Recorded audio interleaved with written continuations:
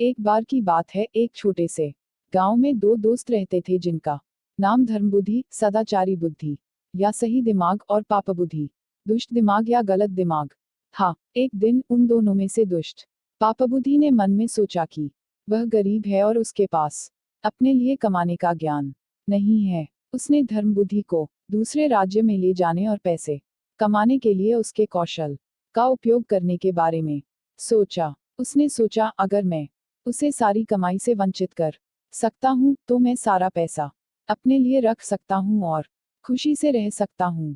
कुछ समय बाद वह धर्मबुद्धि से मिला। मेरे दोस्त, जब हम बूढ़े हो जाएंगे तो हमें अपना भरण पोषण करने के लिए धन कमाने की आवश्यकता होगी। हम धन कमाने के लिए किसी अन्य राज्य की यात्रा करें, क्योंकि जब तक हम दूर के राज्यों की यात्रा नहीं करेंगे, हमें हमारे पोते पोतियों को बताने के लिए कोई कहानियां नहीं बनेगी। धर्मबुद्धि उनकी योजना पर सहमत हो गया और अपने माता पिता और शिक्षकों का आशीर्वाद लेकर एक दूर के राज्य की यात्रा की। एक शुभ दिन पर उन्होंने अपनी यात्रा शुरू की। उन दोनों ने धर्मबुद्धि के कौशल और ज्ञान के कारण बहुत पैसा कमाया। कुछ समय बाद अपनी कमाई से खुश होकर उन्होंने घर लौटने की योजना बनाई। अपने घर जाते समय जैसे ही वे अपने गांव के पास पहुंचे, पापा बुद्धि ने धर्मबुद्धि से कहा, मित्र, हमारे लिए इतना पैसा घर ले जाना अनुचित होगा, क्योंकि हमारे सभी दोस्त और रिश्तेदार हमसे पैसे मांगने लगेंगे।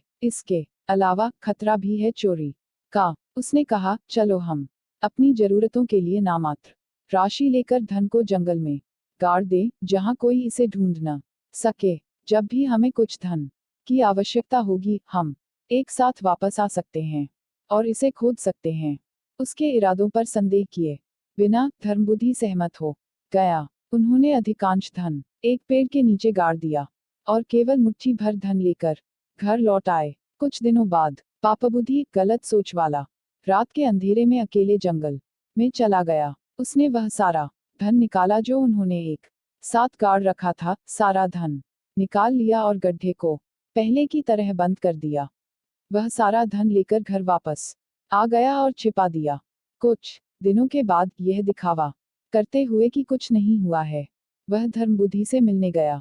मित्र, मेरा परिवार बड़ा है और जो पैसा मैं लेकर आया था वह पहले ही खर्च हो चुका है।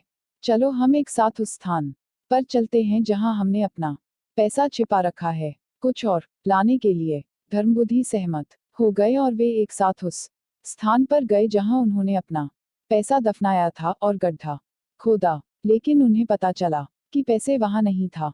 पापबुद्धि ने अपना सिर पीटना शुरू कर दिया और धर्मबुद्धि पर आरोप लगाया, इसमें कोई संदेह नहीं है कि यह आप ही हैं।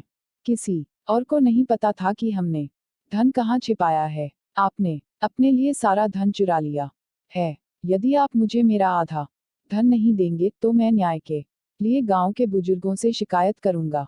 अचंभित होकर धर्मबुद्धि ने विरोध किया, मैंने ऐसी कोई चोरी नहीं की है, दोष मुझ पर मत डालो, क्योंकि मैं एक नेक आदमी हूँ। वे दोनों झगड़ने लगे और न्याय के लिए गांव के बुजुर्गों के पास गए। बड़ों ने उनसे सत्य का पता लगाने के लिए अग्नि देवता के समक्ष प्रतिज्ञा करने को कहा। पापबुद्धि ने सुझाव दिया, अग्नि देवता के समक्ष प्रतिज्ञा करने से पहले हम पेड़ की आत्मा से गवाही देने का अनुरोध कर सकते हैं। यह एक बड़े पेड़ के सामने था कि हमने सारा धन गाड़ दिया था और यह हमें प्रकट करने में सक्षम हो सकता है कि कौन चोर है।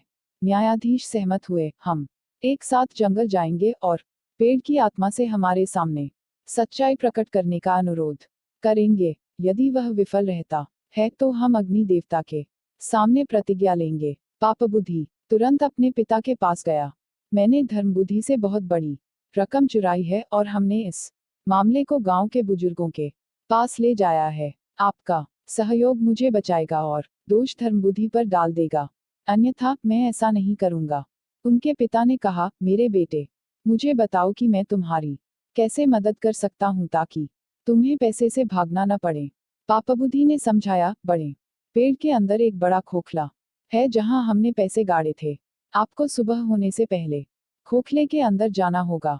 जब हम सभी पेड़ की आत्मा से सच्चाई प्रकट करने का अनुरोध करने के लिए जंगल में जाते हैं, तभी आपको अंदर से चिल्लाना होगा कि धर्मबुद्धि ही असली चोर है, मैं बाकी सब संभाल सकता हूँ। सहमति के अनुसार उसके पिता जंगल में चले गए और अगली सुबह पेड़ के खोखले में छिप गए। कुछ समय बाद गांव के बुजुर्गों के साथ धर्मबुद्धि और पापबुद्धि दोनों उस विशाल पेड़ के पास गए जहां उन्होंने अपना धन गाड़ा था। पापबुद्धि ने ऊंची आवाज में पूछा, हे पेड़ की आत्मा, कृपया हमें बताएं कि चोर कौन है, क्योंकि हमारा टकराव है और गांव के बुजुर्ग सच्चाई की तलाश में आए हैं। तुरंत पापबुद्धि के पिता ने पेड़ के खोखले हिस्से के अंदर से उत्तर दिया, सच्चाई की तलाश करने वाले सभी लोग सुने।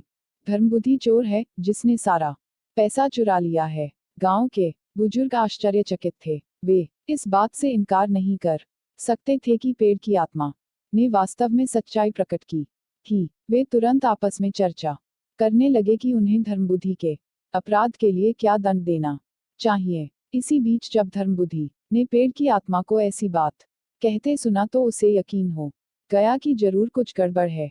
यदि ऐसा है तो वृक्ष की आत्मा असत्य बोल रही है, यह संभव नहीं है। पेड़ के खोखले हिस्से को देखकर उसने पेड़ के खोखले हिस्से के सामने सूखे पत्तों और घास का ढेर लगा दिया और उसमें आग लगा दी। जब आग भड़कने लगी तो पापबुद्धि के पिता खोखले के अंदर की गर्मी और धुएं को और अधिक सहन नहीं कर सके।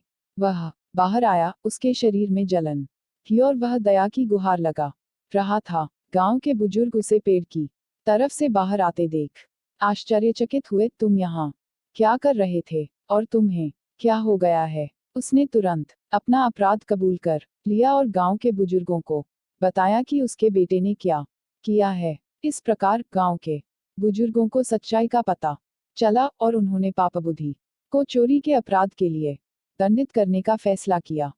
उन्होंने पापबुद्धि को उसी पेड़ पर लटकाने का फैसला किया और धर्मबुद्धि की बुद्धि की प्रशंसा की। इसलिए हमें हमेशा दुष्टों की संगति से बच के रहना चाहिए, अन्यथा इस कहानी किड्स पंचतंत्रा हिंदी स्ट्रॉय सही दिमाग और गलत दिमाग की तरह भारी कीमत चुकानी पड़ेगी।